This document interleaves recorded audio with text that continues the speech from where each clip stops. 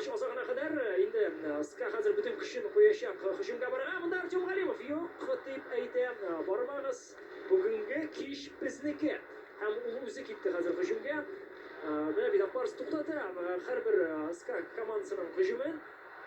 Hatta endi ikkinchi periodda o'ynagan Skaga o'xshamagan. Hozir Ska Yeysa Akbars bunda kirisincha o'zini o'xshamagan ham Kristanda biz ishonarlar kutgan o'yinni naq mana bu kishda Akbars ko'rsatdi ham ozdan g'imlar oldi bizni qo'pqaga bo'lgan bu hujum.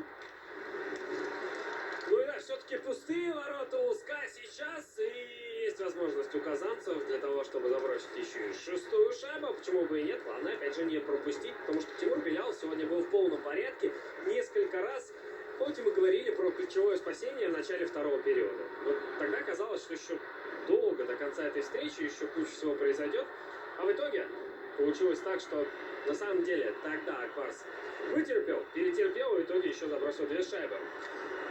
Ну что ж, поздравляем всех болельщиков Акбарса, всех жителей республики с этой победой.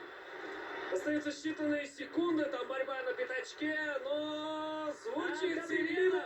Akbars hokey komandasi zo'r javob bilan 5-2 Akbarska. Tabriklaymiz ishonarlarni. Bu ko'pdan kutilgan jinoy edi. Александр Радулов сделал сегодня хитрик и сделал подарок всем болельщикам в игре против лидера континентальной хоккейной лиги. Сейчас, конечно, посмотрим и заброшенные шайбы. Прерываем мы серию из 3 поражений и дальше отправляемся в Омск играть против Авангарда 19 ноября в 13 часов. Внимание, игра. Обязательно смотрите на телеканале ТНВ.